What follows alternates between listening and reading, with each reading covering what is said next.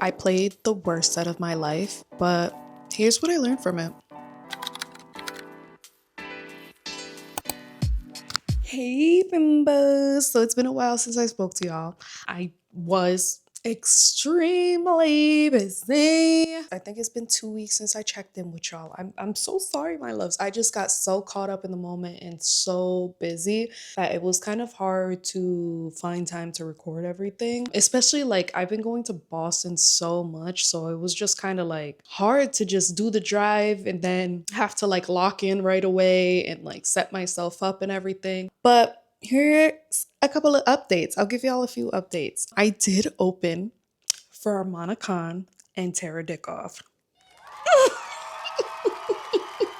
for Boston Pride. I'm gay famous now. I'm gay famous. Yes. It was so fucking amazing. I really look up to them because they are both world building while also DJing. That inspires me.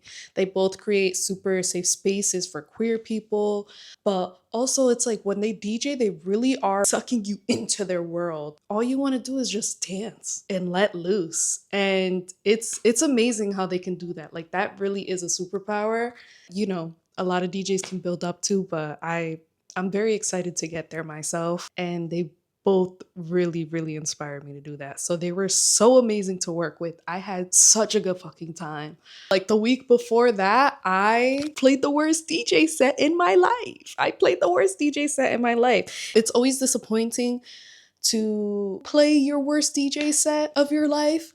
I'm kind of glad I did it the week before I opened up for Armana Khan and Tara Dickoff because it really did teach me a lot. Like, I think it was disappointing for me. At the same time, I'm like, you know what? I'm kind of glad this happened because this taught me a lot of things that I need to pretty much work on. And the next week, I ended up opening up for the both of them, and everything turned out like up to my standards. Like, I'm not gonna say perfect, but they were definitely up to my standards. And it was such a great DJ set. I'm glad it was recorded. There is gonna be a YouTube video up of it soon. I don't know exactly when I'm gonna get that footage, but I'm really excited to show y'all because I I ate.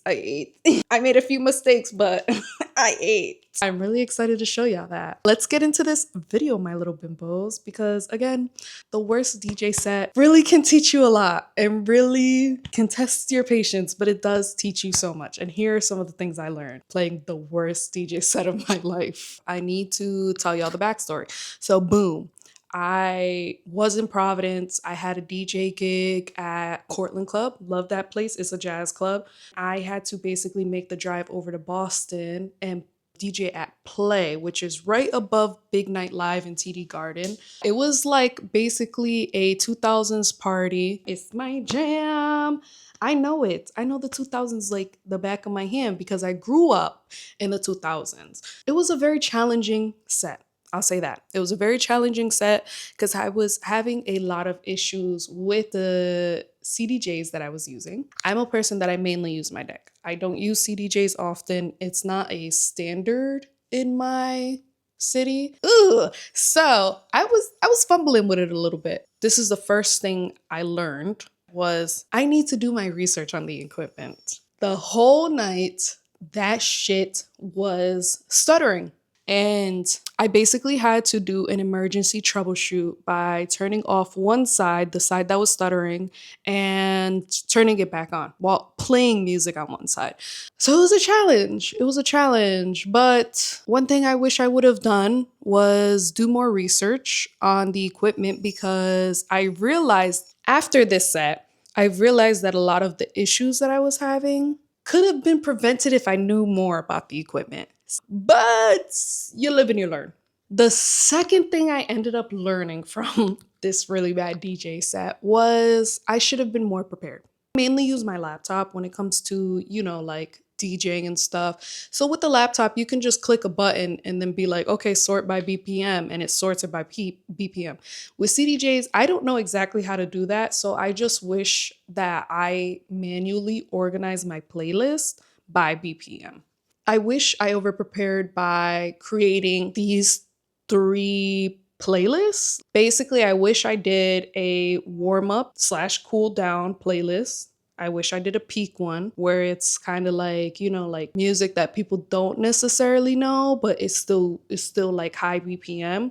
And then third, I wish I did a playlist for bangers where it's like music people do know, people will sing along to it, whether it's high BPM or not. Who cares? So I wish I had those three playlists and I didn't. So it just really the whole time of me DJing, which I feel really guilty for, was kind of me just scrolling through each freaking song and just having my eyes locked into the CDJ rather than just looking at the crowd and being like, oh, are they having a good time? I wish I'd over prepared because that really would have made working with the CDJs a lot easier, but also it would have let me connect with the crowd a little bit better. But I didn't do that. I didn't do that. The whole time I actually was so scared and terrified, I didn't really look at the crowd to the point that I didn't realize they were actually having a good time. Even with the shitty mixing and everything, they were actually having a very good time. And because I was so in my head, I ended up missing that. And I didn't realize it until the last hour of my set. So that brings me to boom. The third thing I learned about my really shitty set is I need to get out of my head. Yes, some things are not up to my standard. These people don't know about DJing. They don't know about DJing. I'm not saying give them crap on a plate and be like, here you go. But like, they really don't know about DJing too much. So the things that sound terrible to you really might be a banger to them. Like it might be like, as long as really what matters at the end of the day when it comes to DJing is the crowd having a good time? Yes or no? Of course, if you're a festival DJ, of course, if millions of people are coming to see you, okay, worry about mixing. But this is a bar. Listen, I'm a local DJ. They just came to have a good time. They didn't come because they saw my name on a fucking flyer and they were like, oh, I have to come and see her. No, they came because they're like, okay, it's a 2000s party. I want to listen to 2000s music. And I feel like I was so in my head where I'm like, oh my God, I need to be a perfectionist. I need to be perfect. I need to do this. I really didn't need to do all that. They just came to listen to 2000s music. They came to dance. They came to get turned. And I really missed a lot of that because I felt very bad about my performance. When in reality, they were having a good time. They were having a ball, baby. They were dancing. There was dance circles. They were doing a little Soul Train moment. They were having fun. And I really kind of missed it until the last hour because I was so in my fucking head. So I say all this to say that these are the three things that I learned from my really, really crappy DJ set that ended up helping me learn for my Armanacon set. It was a great set. I did make mistakes, but again, because I was like telling myself, I was like, listen, the only thing I need to worry about is people having a good time. And they did. They fucking did. They had a great time. They had fun. I had everyone bump it. And the only thing I was worried about was just warming up the crowd for Tara Dickoff, for Armanacon. I basically set the mood by starting with a low BPM, by manually organizing my freaking playlists. And then the three playlists that I made were warm up, cool down, peak, and bangers. And it worked just by those three things that I learned. I ended up connecting with the crowd more. I ended up being less glued to the CDJs. I ended up looking around and being like, okay, everyone's having a great time. I shouldn't be that worried. That's the three things that I learned from playing the worst set of my life. The worst set of my life. But that's what mistakes are for. You learn from them. You get better from them. You have to be very, very, very bad in order to get very, very, very good. If you're ever having trouble and you're like, oh my God, I'm like the worst at this. This is the worst thing I've made in my life. Listen, you need it in order to become really good at something. You need to be in that stage. So don't quit. I really could have put my headphones up and been like, this is my last DJ set. And no, I didn't let it discourage me. I just moved forward and I ended up learning from that experience to the point that my other DJ sets were very, very good. So, bestie, just keep on pushing because the worst thing of your life will become the best thing of your life. So, bye, my little bimbos. It was nice checking in with you.